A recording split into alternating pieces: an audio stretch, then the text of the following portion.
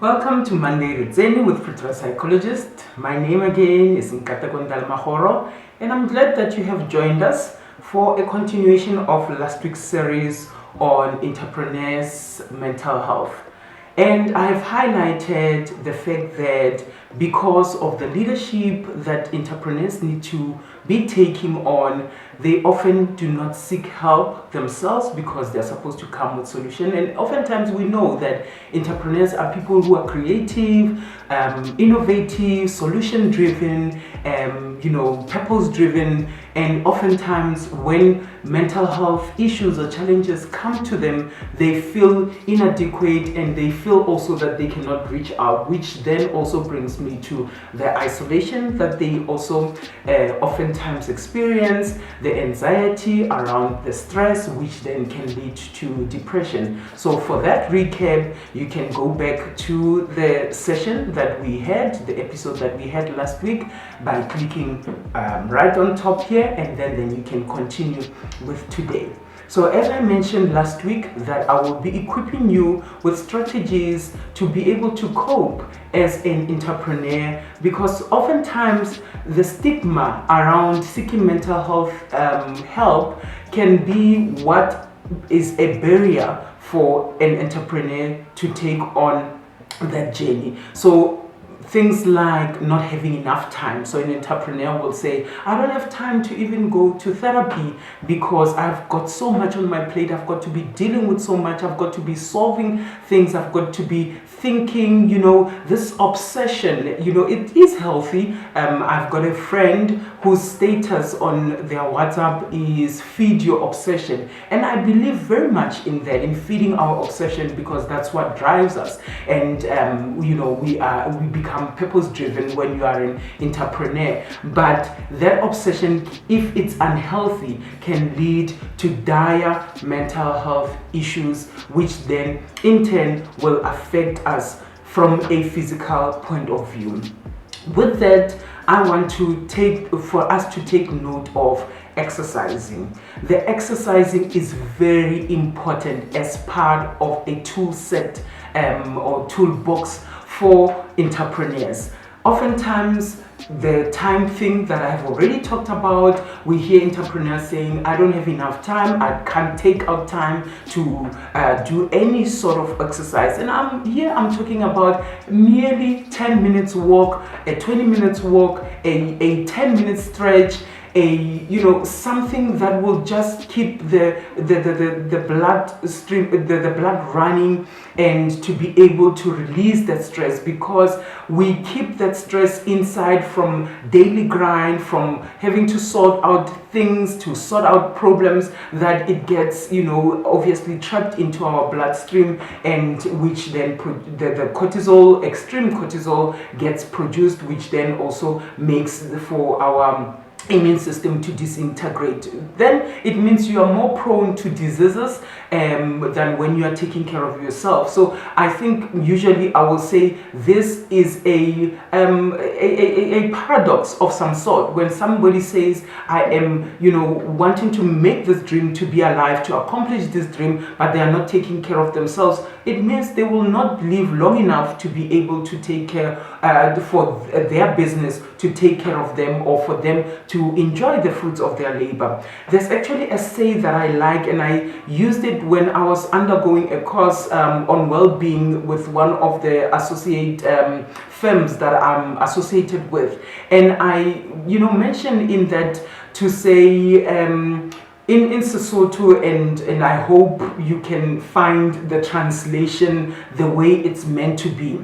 It says, the only thing that results from sleep is sleep. So in Sesotho we say the fruits of horobala, it can only produce ditoko. So the sleep that I'm talking about is right here in the eye that you get. So they say the longer you sleep, the more you get the sleep.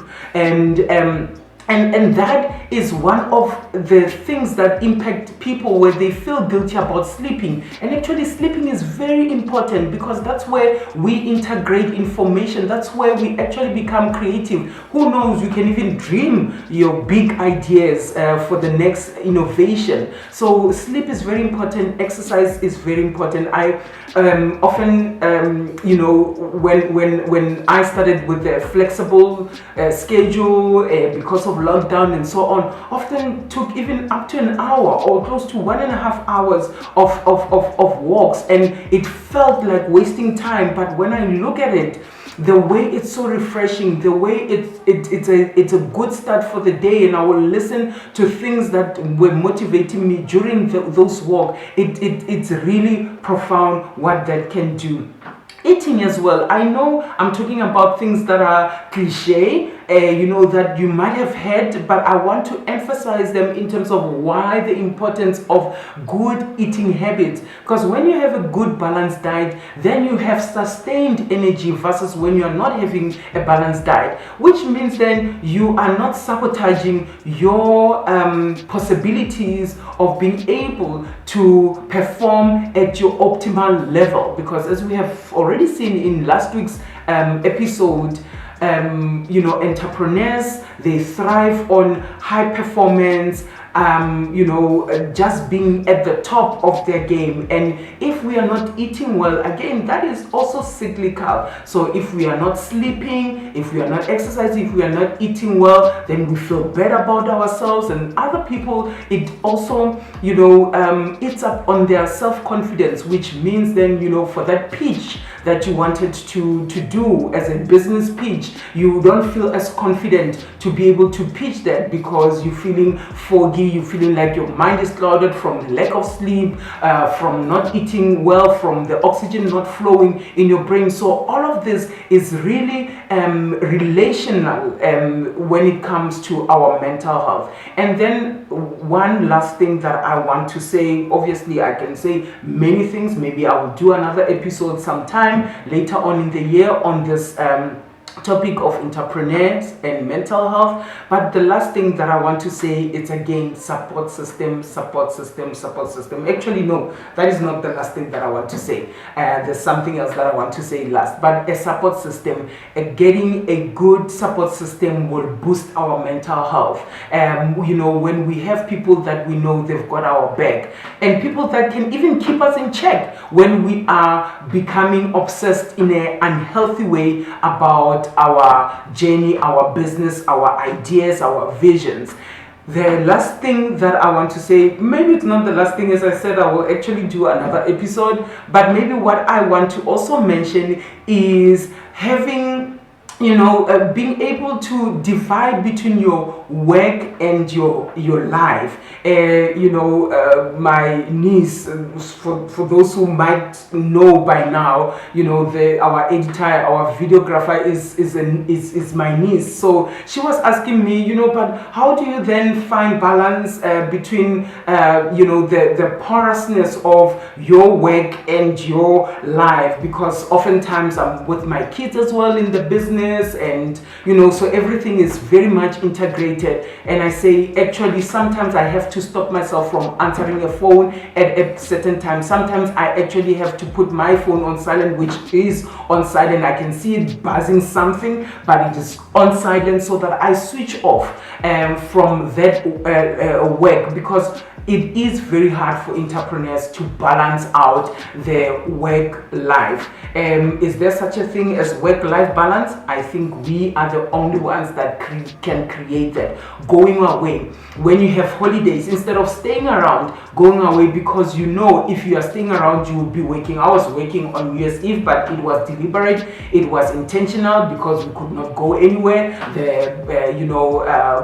There's limited movement and things were closed, so it was no use for going away. But I am saying that one way for an entrepreneur to be able to have that balance is by going away somewhere where you cannot have access to your work, where maybe there's no Wi-Fi, where there's no internet, where you can hardly call the office and say this and this is happening, and even having a strong support structure of the admin officers, which you will not have a headache when you are gone about one or two issues in the office.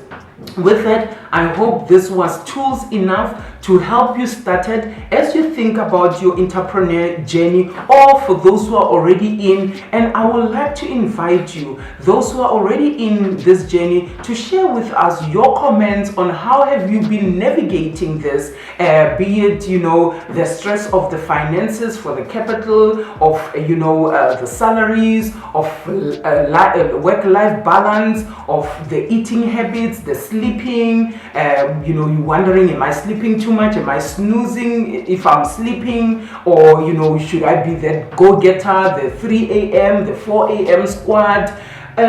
So share with us what are your ideas. Those who are not yet in the journey, you can also ask questions. Yes, I'm not a guru in this journey, as you heard. I'm a newbie in this journey, but I think I am trying to do it as well as possible so that my business is also sustainable. With that, thank you very much for joining us, and we will see you next time. This is me, Nkatoko Ntalamahoro, signing out.